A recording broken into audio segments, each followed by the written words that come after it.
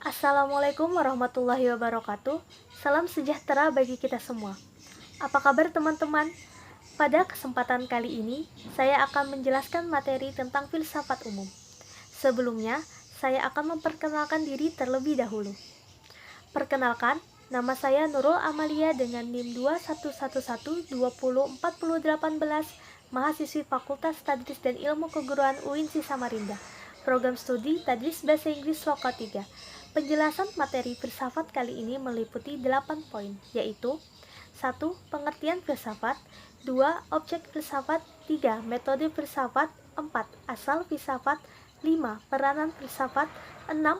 Manfaat studi filsafat, 7. Cabang-cabang filsafat, dan terakhir, kedudukan ilmu filsafat dan agama. Langsung saja yang pertama, pengertian filsafat. Dalam etimologi, kata filsafat dalam bahasa Yunani diketahui dengan istilah filosofia. Kata filosofia terdiri atas kata pilin yang berarti cinta dan sophia berarti kebijaksanaan. Sehingga secara etimologis, filsafat berarti cinta kebijaksanaan dalam arti yang sedalam-dalamnya. Dengan demikian, seorang filsuf berarti seorang pecinta atau pencari kebijaksanaan. Dalam terminologi, Aristoteles berpendapat bahwa filsafat adalah ilmu pengetahuan yang meliputi kebenaran yang di dalamnya terkandung ilmu-ilmu metafisika, logika, retorika, etika, dan estetika.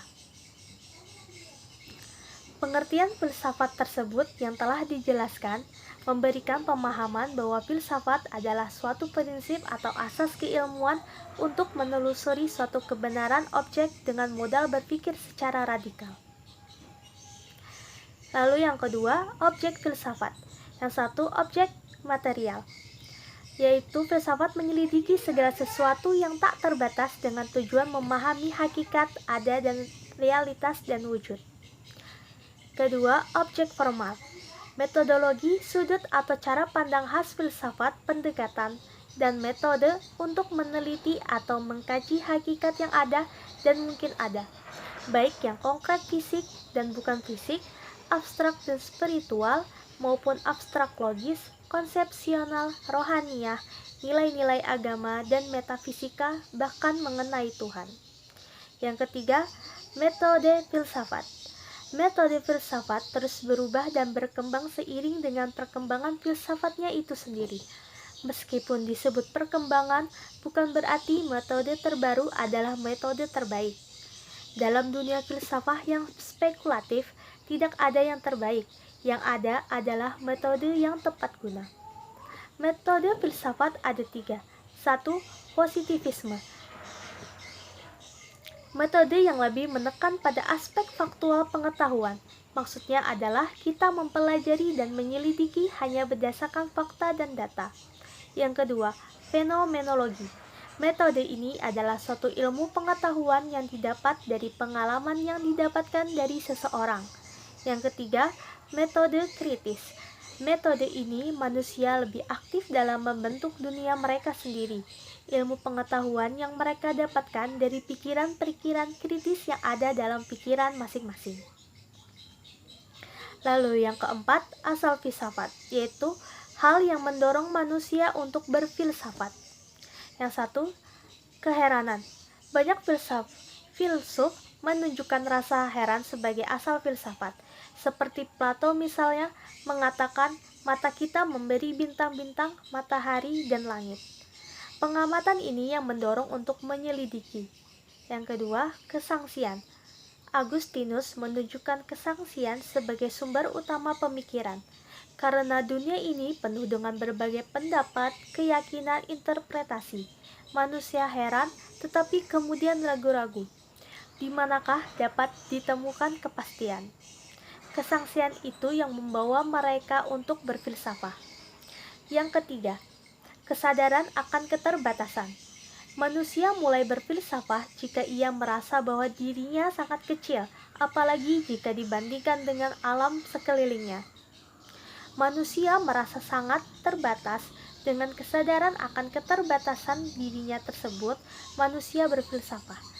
Ia memikirkan bahwa di luar manusia yang terbatas pasti ada sesuatu yang tidak terbatas. Selanjutnya yang kelima, peranan filsafat. Filsafat telah memerankan sedikitnya 3 peranan utama dalam sejarah pemikiran manusia. Yang pertama, pendobrak. Berabad-abad lamanya, intelektualitas manusia tertawan dalam penjara tradisi dan kebiasaan. Dalam penjara itu, manusia terlena dalam alam mistik.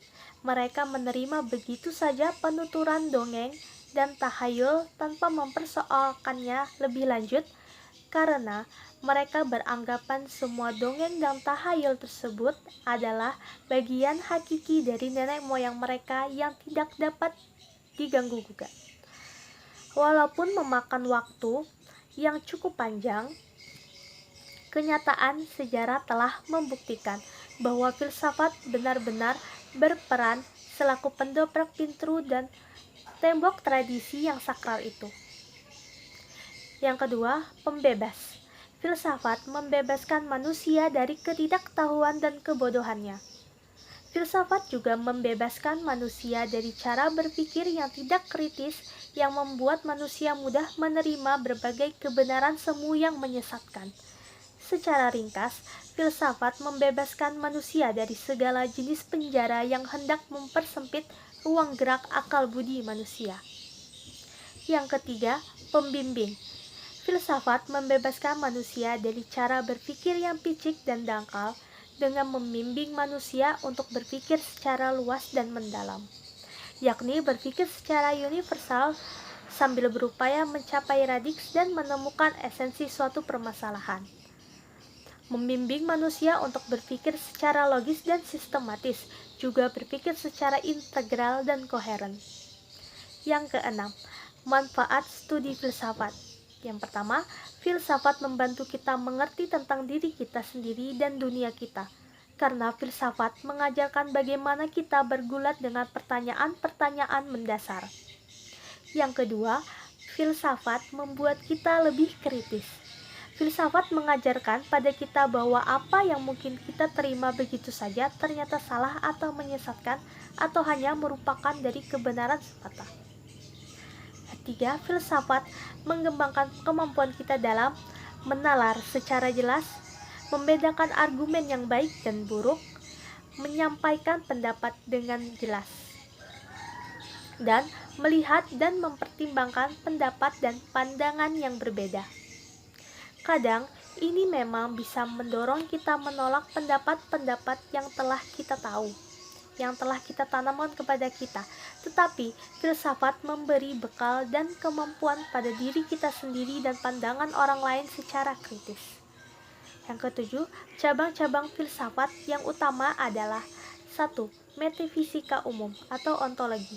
Metafisika adalah cabang filsafat yang mempelajari hakikat realitas terdalam dari segala sesuatu yang baik bersifat fisik maupun non-fisik. 2. Epistemologi. Bagian filsafat yang menerangkan tentang terjadinya pengetahuan, sumber pengetahuan, asal mula pengetahuan, batas-batas, sifat, metode, dan kesohihan pengetahuan. Ketiga, logika. Cabang filsafat yang menyelidiki lurus tidaknya suatu pemikiran kita. Logika adalah bidang pengetahuan yang mempelajari asas, aturan, dan tata cara penalaran yang benar. Keempat, etika. Cabang filsafat yang membicarakan tingkah laku manusia dalam konteks baik dan buruk. Etika juga disebut filsafat moral karena ia menyelidiki semua norma moral. 5. Estetika. Cabang filsafat yang membicarakan tentang keindahan. Estetika menyelidiki apa saja yang disebut indah, prinsip-prinsip yang mendasari seni dan keindahan, penilaian terhadap seni atau perenungan terhadap seni atau keindahan. 8. Kedudukan ilmu, agama, dan filsafat. Ilmu itu mengkaji hal yang bersifat empiris dan dapat dibuktikan.